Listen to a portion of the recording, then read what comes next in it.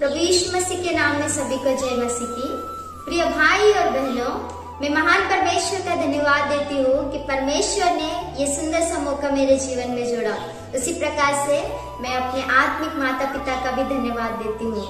आप सभी को पता है, हम बाइबल के स्त्रियों के विषय में ध्यान करते हुए आ रहे हैं। तो आज का हमारा मुख्य वचन है एस्तेर किताब, इसका दूसरा अध्याय, इसका 7वां वचन। एस्तेर की किताब, इसका दूसरा अध्याय 7वां वचन। वहाँ पर इस प्रकार से लिखा है, उसने हदस्सा नामक अपनी चचेरी बहन को, जो एस्तेर भी कहलाती थी, पाला पोसा था, क्योंकि उसके माता पिता कोई न थे और वह लड़की सुंदर और रूपवती थी। और जब उसके माता पिता मर गए, तब मोर्दकै ने उसको अपनी बेटी करके पाला। यहाँ पर वचन में अगर हम देखेंगे तो एस्तेर के विषय में लिखा गया है। एस्तेर का पहला नाम हदस्सा था, उसका अर्थ हीना पेड़। और उसके बाद में उसका एस्तेर नाम का अर्थ क्या है करके हम देखेंगे तो एस्तेर नाम का अर्थ तारा करके हम देख सकते हैं। ये एस्तेर रानी कौन है कहने से, एस्तेर के माता पिता मर गए थे। एस्तेर के माता पिता मरने के कारण मोर्दकै ने उसको अपनी बेटी करके पाला पोसा करके बाइबल में स्पष्ट रीति से लिखा गया है। एस्तेर किताब को अगर हम ध्यान करेंगे तो एस्तेर किताब में 10 अध्याय और 167 वचन है। एस्तेर के नाम से ये पुस्तक लिखा गया करके भी हम देख सकते हैं। एस्तेर के विषय में ध्यान करने से पहले हमें एस्तेर की किताब में रहने वाले कुछ मुख्य पात्रों को ध्यान करना जरूरी है। उसमें हम 6 मुख्य पात्रों को देख सकते हैं। सबसे पहला राजा, दूसरा मोर्दकै, तीसरा वस्ती, चौथा एस्तेर, 5वां हामान और 6वां हेगे करके हम देख सकते हैं। राजा किसे सादृश्य है कहने से प्रभु यीशु मसीह को सादृश्य है। उसी प्रकार से मोर्दकै किसे सादृश्य है कहने से कलीसिया को चलाने वाले पास्टर या कलीसिया को चलाने वाले एक सेवक को सादृश्य है। और वस्ती किसे सादृश्य है कहने से इस्राएली जाति को वस्ती सादृश्य है। उसी प्रकार से एस्तेर रानी किसे सादृश्य है कहने से कलीसिया को सादृश्य है। और हामान शैतान को सादृश्य है करके भी हम देख सकते हैं। और हेगे पवित्र आत्मा को सादृश्य है। तो इस प्रकार से मुख्य पात्र 6 पात्रों को हम एस्तेर किताब में देख सकते हैं। एस्तेर के जीवन को ध्यान करने से पहले उसके पहले हुई घटना को ध्यान करना बहुत ही जरूरी है। तो सबसे पहले एस्तेर किताब के पहले अध्याय के पहले वचन को हम पढ़ेंगे तो राजा शरियश 127 देशों का राजा था और उसकी बीवी पहले वस्ती थी। एक दिन राजा सभी देशों के लिए बड़ा भोज रखता है और उस भोज में सभी लोगों के सामने राजा इस प्रकार से कहता है कि देखो, वस्ती बहुत ही सुंदर है, दिखने के लिए बहुत ही सुंदर है और वो बहुत ही अच्छी दिखती है करके सभी लोगों को बताता है। बताने के बाद वस्ती को सभी लोगों को दिखाने के लिए राजा कुछ लोगों को उसके पास भेजता है कि वो उनसे बुला के लाए। लेकिन वस्ती क्या करती है, वो आने से मना करती है। उस मना करने के द्वारा राजा को बहुत ही क्रोध आता है कि वस्ती ने मेरी बात को टाल दिया। इसके बाद किसी भी परिवार में, इतने देशों में मैं राज्य करता हूँ, किसी भी परिवार में, किसी भी राज्य में कभी भी कोई स्त्री पुरुष को मना ना करे, कभी भी कोई स्त्री घर में अधिकार ना जताए करके राजा सभी देशों में पत्रों को भेज देता है कि कोई भी स्त्री अपने पुरुष पर अधिकार ना जताए। बाद में राजा इस प्रकार से सोचता है कि आगे क्या किया जाए। तो सभी प्राचीन लोगों को एक जगह पर बुलाकर राजा और सभी लोग विचार करने लगते हैं। तो प्राचीन लोग इस प्रकार से कहते हैं कि राजा, आपके लिए एक हम लड़की को ढूंढेंगे। सभी देशों में हम एक पत्र को भेजेंगे कि राजा के लिए एक पत्नी चाहिए। तो सभी लोग यहाँ पर दरबार में जमा होंगे और आपको अच्छी लगती है, आप उसे पत्नी बना लेना करके सभी प्राचीन लोग राजा को सलाह देते हैं।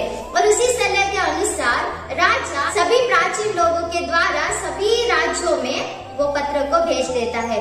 तो यहाँ पर क्या होता है, यहाँ पर एस्तेर रानी जब मोर्दकै के घर में पाली पोसी जा रही थी, मोर्दकै को ये बात पता चलती है कि राजा को एक रानी की जरूरत है और सभी देशों में उसने पत्रों को भेजा है कि वो रानी के लिए ढूंढे। तो मोर्दकै ने एस्तेर को राजभवन में भेजा करके हम देख सकते हैं। इतना ही नहीं, लेकिन सारे देशों में, 127 देशों में जितने भी राजा थे, उन सभी लोगों की बेटियां और जितने भी सुंदर सुंदर और सभी लोग राजभवन में इकट्ठा की गई करके भी हम देख सकते हैं। लेकिन अगर हम यहाँ पर विचार करेंगे तो राजा की नजर एस्तेर रानी पर गिरी। क्या कारण हो सकता है कि एस्तेर रानी को देखने के बाद राजा को दया उत्पन्न हुई?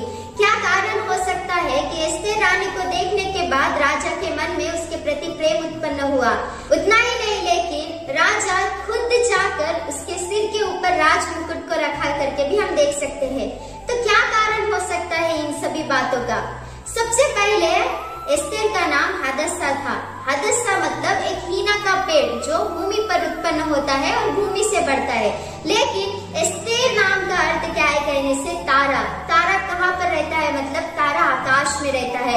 परमेश्वर ने उसको भूमि पर रहने वाले उस पेड़ से भी अधिक आकाश में रहने वाले इस तारा के समान परमेश्वर ने उसको आशीषित किया करके हम देख सकते हैं। तो अगर हम इस विचार करेंगे इन सभी बातों का क्या कारण है, क्यों परमेश्वर ने एस्तेर रानी को आशीषित किया, क्यों राजा को एस्तेर रानी को देखने के बाद उसके मन में उसके प्रति दया उत्पन्न हुई, उसके प्रति प्रेम उत्पन्न हुआ, ये बातों का अभी हम देखने वाले हैं। सबसे पहला कारण क्या है कहने से, एस्तेर एक कन्या थी, उसी प्रकार से पवित्र जीवन जीने वाली एक स्त्री थी करके हम बाइबल में देख सकते हैं। स्त्री मतलब कलीसिया। आज के दिनों में हर एक कलीसिया, हर एक स्त्री कैसा रहना चाहिए? मतलब पवित्र जीवन जी के कन्या के समान रहना चाहिए करके हम देख सकते हैं। एस्तेर रानी के अंदर किसी भी प्रकार का पाप नहीं था, किसी भी प्रकार का दोष नहीं था। वो एक अच्छी रीति से चलने वाली, अपनी विश्वास योग्यता के साथ रहने वाली स्त्री और बहुत ही भयभक्ति के साथ जीने वाली स्त्री की तरह हम देख सकते हैं। उतना ही नहीं, लेकिन अपने कुंवारेपन को और अपने पवित्र जीवन को संभाल के रख के अपने आप को पवित्रता में चलाने वाली स्त्री की तरह हम देख सकते हैं। तो आज के दिनों में कलीसिया किस प्रकार से रह रहे हैं? क्या आप अपने पवित्र जीवन को संभाल के रख रहे हो? क्या आप अपने विश्वास योग्यता को संभाल के रख रहे हो? क्या आप अपने चाल चलन में पवित्र जीवन जी रहे हो? ये हमें परख कर देखना चाहिए। दूसरे पॉइंट को अगर हम विचार करेंगे, एस्तेर इसका दूसरा अध्याय इसके 17 वचन को अगर हम पढ़ेंगे तो वहाँ पर वचन में इस प्रकार से लिखा है, राजा ने एस्तेर को और सब स्त्रियों से अधिक प्यार किया और अन्य सब कुंवारियों से अधिक उसके अनुग्रह और कृपा की दृष्टि उसी पर हुई। इस कारण उसने उसके सिर पर राज मुकुट रखा और उसको बस्ती के स्थान पर पटरानी बनाया करके वचन में स्पष्ट रीति से लिखा है। यहाँ पर अगर हम देखेंगे तो राजा का अनुग्रह और कृपा रानी एस्तेर पर हुई करके वचन में स्पष्ट रीति से लिखा गया है। हर एक कलीसिया, हर एक स्त्री अनुग्रह और दया में बढ़ते रहना चाहिए। एस्तेर रानी को अगर हम विचार करेंगे तो एस्तेर रानी के ऊपर राजा का अनुग्रह हुआ और राजा की कृपा हुई। उतना ही नहीं, हग्गे का और उसी प्रकार से सभी लोग जिन्होंने भी एस्तेर रानी को देखा, उन सभी को देखने के बाद एस्तेर रानी के ऊपर दया उत्पन्न हुई करके हम देख सकते हैं। तो आज हमारे जीवन किस प्रकार से है, यहाँ पर हमें परखना चाहिए। क्या सभी लोग हमें देखने के बाद उनके अंदर दया उत्पन्न हो रही है? क्या सभी लोग जब हमें देख रहे, क्या उनके अंदर अनुग्रह उत्पन्न हो रहा है? क्या जब परमेश्वर हमें देख रहा है, परमेश्वर हर दिन हमें देखते रहता है, क्या परमेश्वर को हमें देखने के बाद उसके अंदर अनुग्रह और दया उत्पन्न हो रही है? एक बार अपने जीवन को हमें परखना बहुत जरूरी है। यहाँ पर दूसरी बात को अगर हम विचार करेंगे एस्तेर के जीवन से, एस्तेर परमेश्वर के दया और परमेश्वर के अनुग्रह को उसी प्रकार से सभी लोग और राजा के दया और अनुग्रह को प्राप्त की हुई स्त्री थी। आज हमारे जीवन को अगर हम देखेंगे तो हमें भी परमेश्वर का अनुग्रह और परमेश्वर के दया में बढ़ते रहना चाहिए करके एस्तेर के जीवन से हम सीख सकते हैं। यहाँ पर अगर हम तीसरी बात को देखेंगे एस्तेर के जीवन से, एस्तेर इसका दूसरा अध्याय इसके 15 वचन को पढ़ेंगे तो वहाँ पर इस प्रकार से लिखा है, और मोर्दकै के चाचा अबीएल की बेटी एस्तेर, जिसको मोर्दकै ने बेटी मानकर रखा था, उसकी बारी आई कि राजा के पास जाए। तब जो कुछ स्त्रियों के प्रबंधक राजा के खोजे हग्गे ने उनके लिए ठहराया था, उससे अधिक उसने और कुछ न मांगा। यहाँ पर वचन में अगर हम देखेंगे, हग्गे ने जिस प्रकार से एस्तेर रानी को तैयार किया था उसी प्रकार से वो गई, लेकिन उसने और कुछ न मांगा करके वचन में स्पष्ट रीति से लिखा है। यहाँ पर हम विचार करेंगे तो एस्तेर रानी एक आत्मिक सुंदरता के साथ थी। वो सभी लोगों को देखी कि सभी लोगों ने सब कुछ पहना है, सभी लोगों ने हग्गे से और ज्यादा मांगा कि हमें ये दीजिए, हम पहनेंगे और सुंदर दिखेंगे। लेकिन एस्तेर रानी ने हग्गे ने जैसा तैयार किया था वैसा ही थी, लेकिन उसने और कुछ नहीं मांगा करके हम यहाँ पर देख सकते हैं। सबसे पहले हमने देखा कि हग्गे पवित्र आत्मा परमेश्वर को सादृश्य है और एस्तेर रानी कलीसिया को सादृश्य है। तो आज कलीसियाओं को जैसे पवित्र आत्मा परमेश्वर सजाते हैं, जैसे पवित्र आत्मा परमेश्वर बताते हैं, उसी के अनुसार रहना चाहिए करके हम यहाँ पर सीख सकते हैं। एस्तेर रानी ने जैसा हग्गे ने तैयार किया वैसा ही था, वैसे ही आज हर एक कलीसिया और हर एक विश्वासी जैसे पवित्र आत्मा परमेश्वर चाहते हैं, जैसा पवित्र आत्मा परमेश्वर हमें सजाते हैं, उसी प्रकार से आत्मिक सुंदरता में हमें रहना चाहिए करके एस्तेर के जीवन से हम ये तीसरी बात को देख सकते हैं। यहाँ पर एस्तेर के जीवन से चौथी बात को हम क्या देख सकते हैं कहने से, एस्तेर विश्वास योग्यता के साथ रहने वाली स्त्री थी। एस्तेर को अगर हम विचार करेंगे तो मोर्दकै उस पर विश्वास करता था करके आज हम देख सकते हैं। तो क्या आज आपके माता पिता आप पर विश्वास कर रहे हैं? क्या आपके पास्टर लोग आप पर विश्वास करते हैं? इतना ही क्यों, क्या आपका परमेश्वर आज आप पर विश्वास करता है या अपना समाज आप पर विश्वास करता है? जैसे सभी लोग हम पर विश्वास करते हैं उसी प्रकार से क्या आज हम जी रहे हैं? हमें अपने आप को एक बार परखना चाहिए। एस्तेर रानी के बारे में हम विचार करेंगे तो एस्तेर रानी अपने घर में रहकर एक विश्वास योग्यता के साथ जीवन जी करके वचन में लिखा है। उतना ही नहीं, लेकिन परमेश्वर खुद गवाही देते हैं कि मूसा मेरा दास मेरे सारे घराने में विश्वास योग्य है। हमारे माता पिता लोग, हमारे पास्टर लोग, हमारा समाज हमें देखने के बाद वो हमें कहना चाहिए कि एक विश्वास योग्य लड़की और विश्वास योग्य लड़का है। कलीसिया भी विश्वास योग्यता के साथ जीना चाहिए करके एस्तेर के जीवन से हम चौथी बात को देख सकते हैं। उसी प्रकार से एस्तेर के जीवन से पांचवी बात, एस्तेर रानी अधीनता में रहने वाली स्त्री थी करके हम यहाँ पर देख सकते हैं। एस्तेर अपने पिता मोर्दकै के अधीन में रहकर उसने जो कुछ कहा था उसके अधीन में रहकर उसने किया करके वचन में लिखा है। मोर्दकै ने उसको कहा था कि सभी लोग रानी के लिए राजभवन में जा रहे हैं तो आपको भी वहां पर जाके राजा के सामने उपस्थित होना है। उस बात के लिए एस्तेर ने अधीनता दिखाई। अपने पिता ने जो भी कहा था उस बात को मानकर एस्तेर रानी वहां पर राजभवन में जाके खड़ी हुई करके हम यहाँ पर देख सकते हैं। तो मोर्दकै ने सबसे पहले ही एस्तेर रानी से कहा था कि तू तो जा रही है वहां पर राजभवन में, लेकिन जाने के बाद अपने जाति के विषय में कुछ ना बताना, और तू एक यहूदी लड़की है, यहूदी स्त्री है करके भी राजा से कुछ ना कहना। तू वहां पर जाकर शांत से खड़े रहना करके मोर्दकै ने एस्तेर रानी से पहले ही कहा था।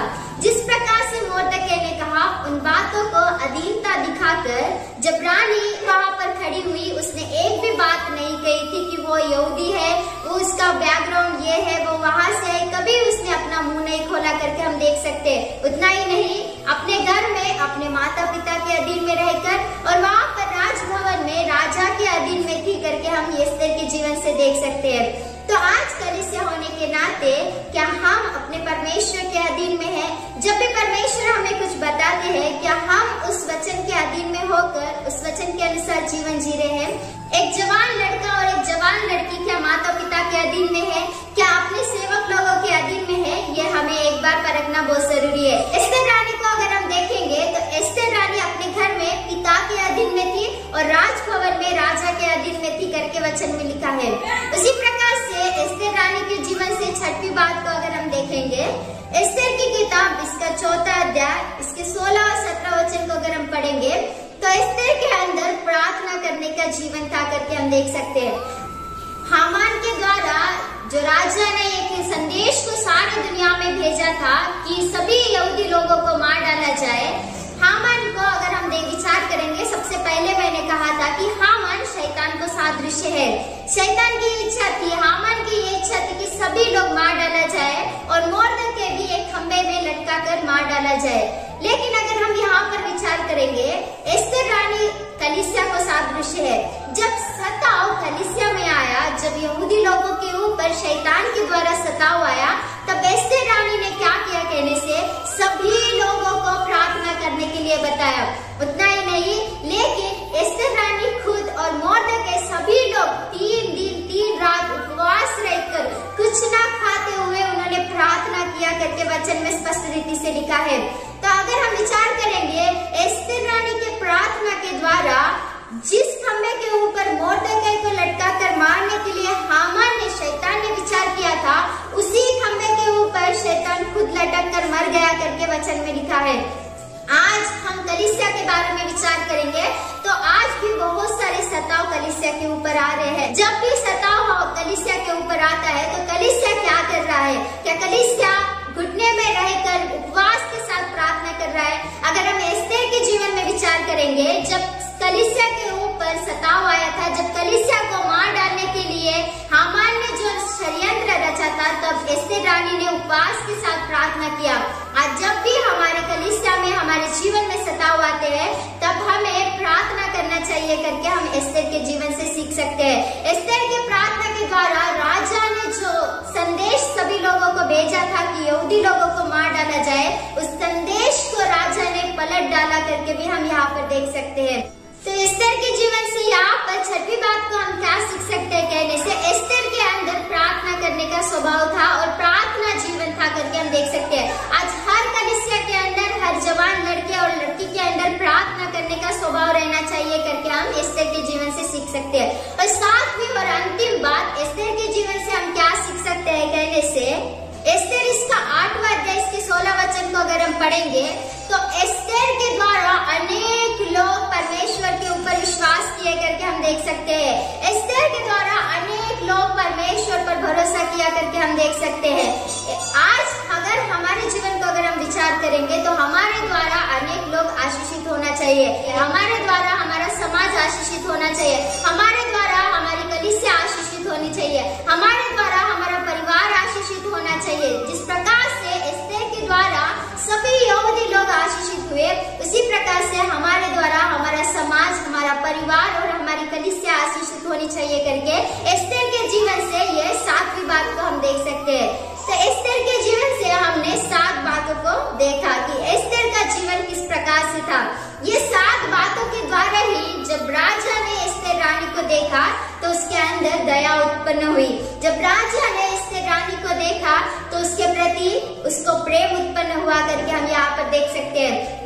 आज कलीसिया अगर ये 7 बातों के साथ रहेगी, आज कलीसिया अगर ये 7 बातों के साथ रहेगी तो सच में हमारा परमेश्वर भी जब हमें वो देखता है, उसका अनुग्रह और उसकी दया हम पर होगी करके हम यहाँ पर ग्रहण करना चाहिए। तो इन 7 बातों के द्वारा परमेश्वर आप सभी को आशीषित करे।